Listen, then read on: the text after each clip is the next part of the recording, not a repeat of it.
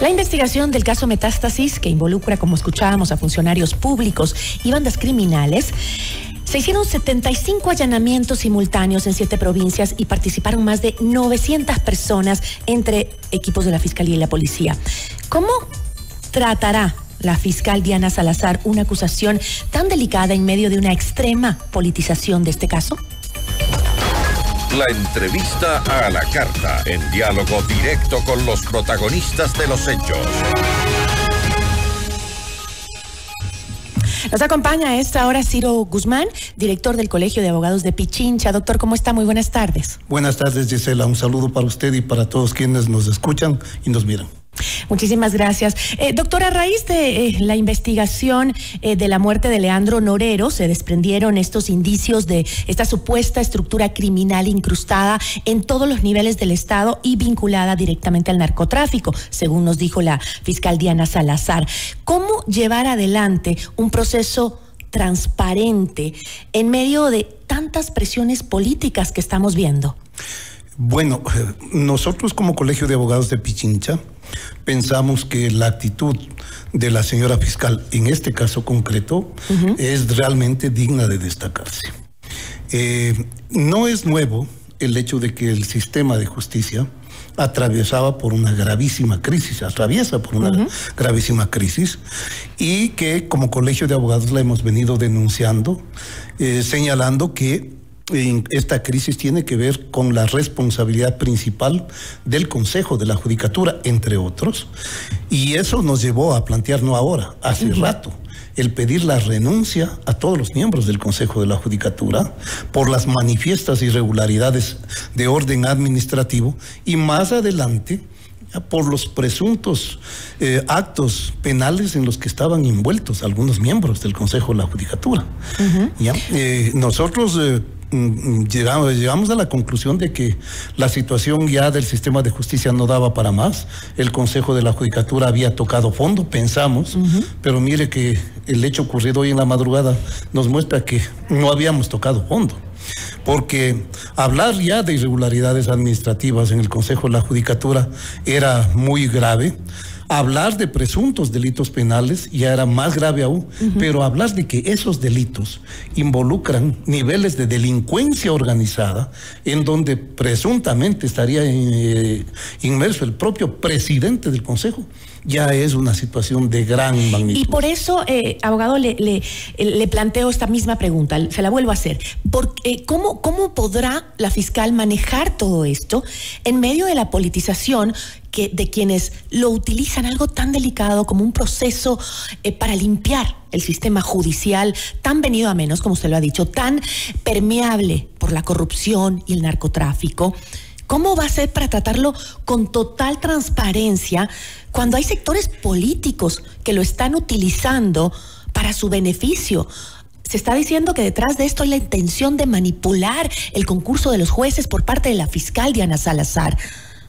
Mire, yo creo que el comportamiento de la fiscal ha sido totalmente objetivo, ético, y es eso lo que tiene que primar en este proceso. Es decir, la Fiscalía está llamada por mandato constitucional a investigar todos los delitos, los presuntos delitos de acción pública, y a hacerlo con la mayor objetividad posible, respetando los derechos tanto de quienes son investigados como los derechos de quienes pueden haber acusado y denunciado esos presuntos delitos. Entonces, ¿usted considera que estas acciones de la fiscal, que usted ha llamado que son correctas, positivas, la afianzan en su cargo frente a este posible juicio político? Bueno, yo pienso que ella estaba afianzada en su cargo desde hace rato. Y precisamente los cuestionamientos que le han hecho es porque, yo diría, es una de las pocas funcionarias que ha puesto el dedo en la llaga y que lógicamente ha incomodado a quienes han sido protagonistas de actos de corrupción, a quienes, como resultado de las investigaciones de Fiscalía y más adelante de los dictámenes acusatorios de Fiscalía que los han conducido a juicio, se han sentido pues obviamente afectados por esto.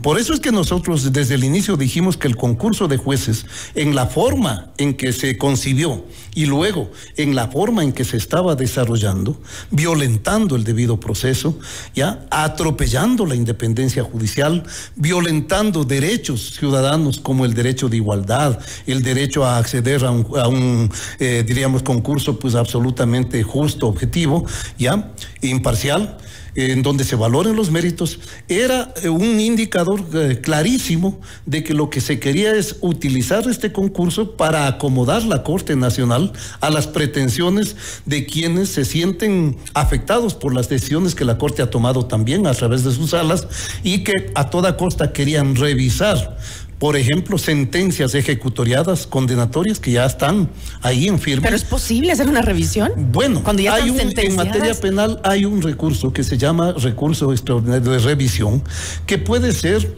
diríamos, planteado en cualquier momento, incluso años después de que se haya pronunciado una sentencia. Y precisamente allá es donde querían llegar y quieren llegar ciertos sectores políticos como el propio presidente Correa.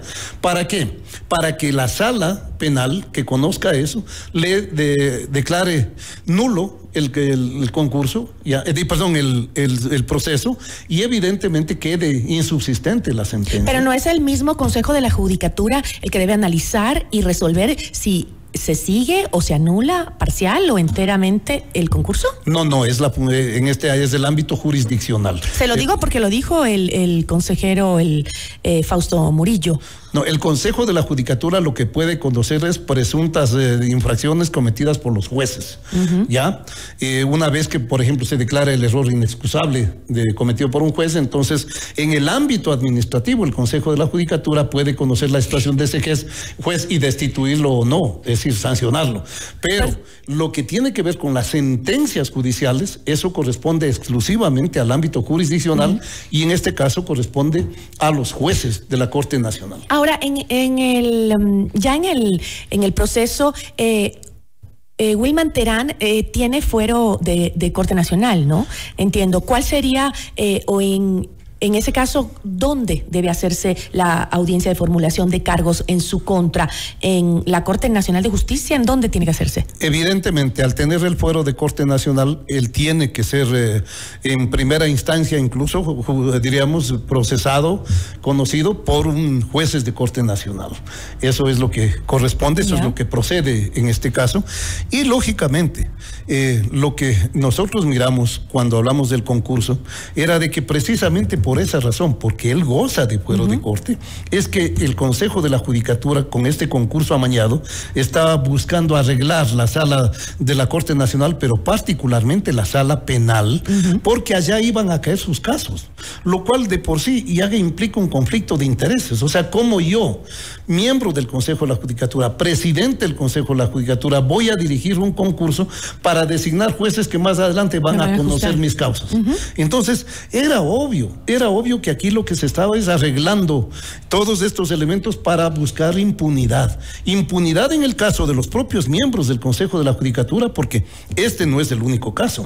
No se olvide que ellos ya están en proceso de investigación en unos ámbitos en unos casos preprocesalmente, en otros casos ya procesalmente, por otros presuntos delitos, por el delito de obstrucción a la justicia, tráfico de influencias, lavado de activos. Es decir, es que lo que ha ocurrido con el Consejo de la Judicatura es una cosa inédita. Yo creo que no ha ocurrido en la historia del país. Ahora, este operativo Metástasis, donde se han detenido cerca de 29 jueces, fiscales, guías penitenciarios y demás supuestos involucrados, se da justamente luego de esas explosivas declaraciones que hizo el embajador de los Estados Unidos en Ecuador, Michael Fitzpatrick, y también luego de que el presidente de la República, Daniel Noboa, hiciera declaraciones sobre el inicio de un proceso para quitarle, así dijo, quitarle la protección de jueces y fuerzas del orden a los narcotraficantes.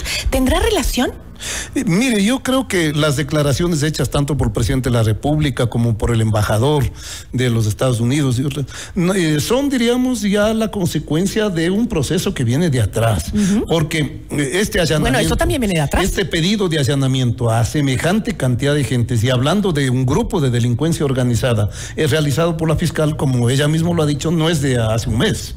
Es decir, a raíz, ella dice, del fallecimiento, de la ejecución de Leandro Norero, es que abrieron un proceso de investigación en donde ellos fueron encontrando que había narcopolítica, Ya, lo que ya no es un secreto, es decir, que las instituciones más importantes del Estado, hablemos de Corte Nacional, hablemos de Fiscalía, hablemos de Policía Nacional, ya, yo diría, hablemos de las Fuerzas Armadas, habrá que ver más adelante, porque, por ejemplo, ¿cómo es que hasta ahora no sabemos qué pasó con el radar de Montecristi? ¿Quién lo dañó a pocas horas de haber sido colocado cuando estaba y que hasta ahora no se vuelve a poner, de las Fuerzas Armadas? ¿Ya? Entonces, todos estos hechos, ¿qué nos muestran? Que efectivamente ya estábamos nosotros hace rato contaminados en las diversas instituciones por el narcotráfico. Ahora, estas acciones investigativas de la Fiscalía, como lo dijo la fiscal, podrían generar una serie de repercusiones que elevarían el nivel de violencia que hay en el país.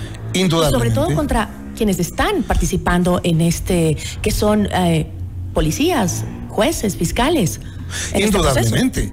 El momento en que ellos se vean cercados, el momento en que ellos vean que... ¿Será que los estamos cercando con la justicia? Efectivamente, pueden ocurrir aquí hechos mucho más graves y complejos. No olvidemos lo que pasó en Colombia, por ejemplo, en la década de los 80 y 90. Entonces, estamos ante situaciones muy, muy, muy complejas, pero por eso mismo yo creo que la decisión de la Fiscalía en este caso es digna de destacarse. Y una cosa, abogado, ¿cómo es posible que en un caso que hemos venido mencionando tan delicado, que involucra al mismo sistema judicial con las mafias del narcotráfico, existan funcionarios que filtren información al punto de que un día antes prácticamente el expresidente Rafael Correa ya sabía cómo se iba a realizar el operativo, cuántos miembros policiales y fiscales iban a estar involucrados en el operativo?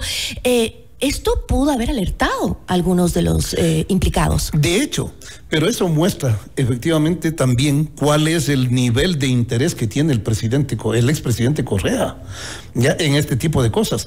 No se olvide que tanto Wilman Terán como Rafael Correa hicieron público esta situación. Wilman Terán a través de un video, Rafael Correa a través de su cuenta de X, ¿ya? Señalando este hecho. Como usted dice, lo cual podía alertar a mucha gente. ¿Ya? Sin embargo... Eso no es grave, que hayan gente que pueda filtrar con esa facilidad. Eso muestra el nivel de contaminación y a qué altura es que existe por parte del narcotráfico, ¿ya? Pero también muestra cuál es el nivel de interés del expresidente Correa en que este tipo de cosas no se produzcan. ¿Qué busca? ¿Qué interés tiene? Está muy claro el asunto. Aquí está mezclado la corrupción, está mezclada la narcopolítica y la búsqueda de estos sectores de tener jueces a la carta. Está muy claro todo este asunto. Estamos viendo justo imágenes, doctor, en este momento están llegando más detenidos en el caso Metástasis. Me imagino yo que son aquellos que llegan de provincias, porque el caso se va a desarrollar aquí en la capital, ¿no es cierto? Sin embargo, son 7 provincias en las que se detuvo y se allanó lugares, ¿no? Así es, y el hecho de que Wilman Terán goce de fuero de Corte Nacional arrastraría a los demás a la Corte Nacional. Ok, clarísimo. Le agradezco muchísimo, doctor. Gracias a usted. Agradecemos a Ciro Guzmán, director del Colegio de Abogados de Pichincha. Notimundo a la carta. Información oportuna al instante mientras realiza sus actividades al mediodía.